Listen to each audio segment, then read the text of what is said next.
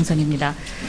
이 IMF 이후에 크게 세 차례 경기 부양이 있었습니다. 1차가 1998년도에 있었던 금리 인하와 적자 재정 중심의 정책이었고요.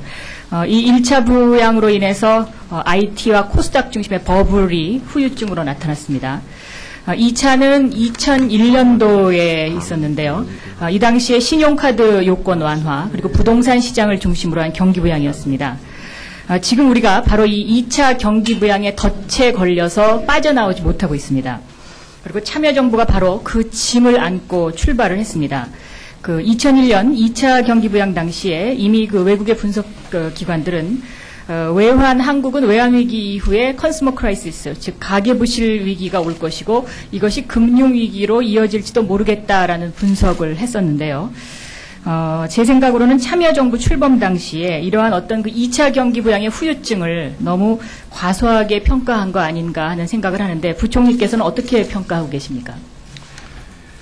먼저 2001년에 경기 부양 정책으로 신용카드 부실을 확대시켰다고 말씀하셨는데 정부가 가계대출이나 신용카드 정책을 경기 부양 정책의 대상으로 쓴 적이 없습니다. 경기 부양 정책의 대상으로 쓴 건 아니지만 아무튼 결과적으로 그런 시장에서 그런 방향으로 발전을 그렇죠. 하는데 네. 사전에 그것을 제대로 막지 못한 점이 있지 않느냐라고 말씀하시는 네. 몰라도 정부는 신용카드나 가계대출을 경기부양 정책으로 쓰지 않았습니다.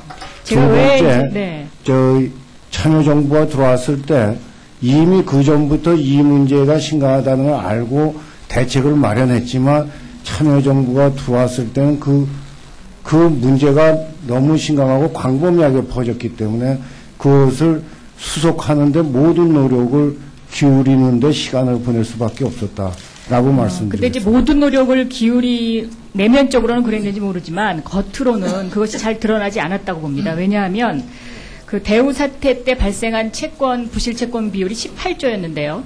이 LG카드 당시에는 29조가 발생을 했습니다. 그러니까 이런 어떤 대우 사태가 우리 경제에 미치는 영향의 여파가 얼마나 컸다는 것은 이제 이미 다 부총리께서 잘 아실 거고요. 이렇게 수치적으로 봐서도 그 당시에 신용카드 요건 완화로 인해서 우리가 참여정부가 출발하면서 국민의 정부로부터 물려받아야 하는 부실화된 유산의 규모의 책정 문제에 있어서 좀 문제가 있었던 게 아닌가 하는 생각이 있는데요. 지금 청와대에 이정우 실장께서 나와 계시니까 참여정부 출범 당시부터 경제정책에 관여를 하셨으니까 어떻게 평가를 하시는지 좀 한번 들어보고 싶습니다. 예, 방금 박영선 의원께서 말씀하신 부분에 부분적으로 동의를 합니다. 이 두 가지의 거품이 상당히 컸고 그 여파가 아직까지도 경제에 큰 악영향을 주고 있습니다. 그리고 거기에 대한 대책을 참여정부 들어와서 세운다고 했습니다마는 다소 부족한 면이 있고 또 이 문제를 사실 전임 정부의 과실인 것처럼 이렇게 이야기하기가 상당히 참 새 정부로서 어려운 그런 입장도 사실 있었습니다. 그렇기 때문에 박영선 의원의 그 지적에 그 부분에 대해서는 상당히 일리가 있다고 생각합니다. 제 생각에는 이제 정부가 이 당시에 상당히 소가리를 하면서 겉으로는 그것을 완전히 확연하게 드러내지 못한 게 아닌가 하는 생각을 하는데요. 그 예로 재경부에서 내놓는 1사분기 이제 앞으로의 전망 이걸 보면 2003년도부터 계속 경기 악화의 주요인을 내수 부진이라고 꼽으면서 계속 좋아질 것이다. 하반기 되면 좋아질 것이다. 이렇게 이제 분석을 했단 말이죠. 그러면 이것은 다시 말하면은 현대 경제학에서 얘기하는 경제 주체들의 expectation, 그러니까 기대 심리에 국민들의 어떤 손상을 가져온 결과가 아닌가, 이제 그렇게 생각이 되고요. 재경부에서 내놓았던 그동안의 자료들을 쭉 보면은 순환적으로는 소비가 좋아져야 된다는 순환 사이클에는 맞습니다. 그러나 어떤 이 구조적인 면에서 봤을 때, 국민소득 만불 시대가 되면은 이 소비도 구조 조정을 한다고 봅니다. 그래서 그 재경부의 분석 자료에 이런 것이 좀 더 첨가가 됐으면 지금 어떤 국민들이 입는 상처 같은 것을 좀 덜 입을 수 있지 않았을까 생각이 되는데요. 예를 들면은 이 만불 시대가 되면은 불필요한 소비는 아주 급속도로 줄이는 것이 대표적인 예죠. 그러니까는 예를 들면 맥주, 소주 마시던 사람이 요즘 와인 소비량이 엄청나게 늘어나는데 이것이 이제 만불 시대를 대표하는 어떤 주류 업계의 변화라고 보고요. 또 지난 8월에도 보면은 디지털 텔레비전의 판매가 7월보다 30% 증가했고 프로젝션 TV의 판매가 50% 이상 증가했습니다. 그래서 지난번에 그 재경부가 특소세를 인하를 하지 않았습니까?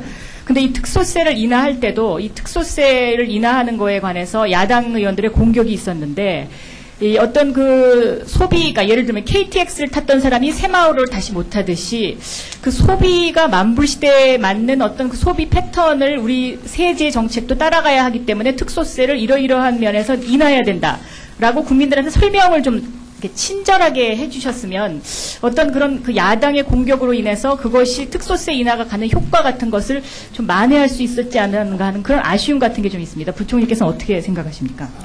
정부로서는 나름으로 그 설명을 합니다마는 정부의 설명보다는 야당의 반대 목소리가 더 크게 알려지고 있는 게 그 현실입니다. 그렇기 때문에 그 한계가 있었고요.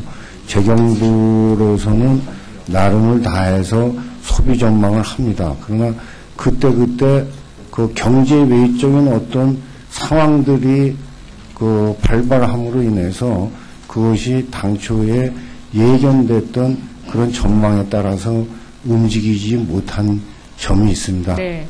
그 지금 야당의 공격이 너무 자세하게 알려주셨다는 말씀을 하셨는데 그거의 또 하나의 예로 한나라당에서 일부 한나라당에서 국민소득 그 참여정부가 국민소득 3만 불 시대의 정책을 쓰고 있다라고 공격을 한 적이 있습니다. 그런데 지금 실질적으로 따져보면요, 국민소득 만불 시대 시점의 각국 사회복지 지출 비교 그래프를 제가 봤는데요. 95년도 우리가 만불 갔을 때 우리가 5.0%였습니다. 그리고 일본이 10.7%, 미국이 13.6%, 독일이 22%, 그리고 영국이 20.8%. 이것이 세계 각국의 만불 시대의 그 사회복지 지출 비교도입니다. 그리고 95년 이후에 이 우리나라의 사회복지 지출 규모가 어떤 변화가 있었냐면 10.7%까지 올라간 것이 98년이고요. 이것을 액수로 따지면 48조 정도 되고요. 이 48조 선에서 지금 계속 머물고 있습니다. 지금 2001년도에 8.7%로 내려왔는데 이건 이제 이 당시에도 48조고요. 그러면은 이러한 그 상세한 자료가 있음에도 불구하고 정부 쪽에서 너무 어떤 그런 야당의 공격에 너무 좀 순하게 대응을 하시지 않는 거 아닌가 하는 그런 생각이 있습니다. 어떠십니까? 글쎄요, 나름으로 열심히 홍보를 합니다만은 별로 정부 홍보는 기사거리가 안 되고요. 그 정부 정책이 잘못됐다는 것을 공격하는 건 아마 그 기사거리가 돼서 그런 결과가 된 게 아닌가 이렇게. 예, 부총리께서 그 386들이 경제 공부 안 해서 뭐 좀 문제가 있다고 따끔하게 질책하셨는데 그 따끔한 질책을 잘 받아들입니다. 제가 바로 그 386인데요. 아무튼 지금 부총리께서는 그 서민의 고통을 덜기 위한 단기 부양 정책, 또 성장 잠재력을 확충을 위한 장기적 체질 개선, 이것을 어떻게 조화롭게 이끌어갈 것인가의 문제로 굉장히 고민을 많이 하신다고 생각이 됩니다. 그러나 이제 보면은 아무리 정책의 방향이 맞다 하더라도 참여정부의 그 정책의 방향은 상당히 저는 맞다고 생각합니다. 그런데 이 정책의 방향이 맞다고 하지만은 이것이 어떤 그 홍보 부족, 또 순간의 고통을 이겨내는 정치적 실패인 경우에는 남 좋은 일만 시키기 때문에 그런 함정에 빠지지 않도록 좀 애써 주셨으면 하는 그런 바람이 있습니다. 수고했습니다. 다음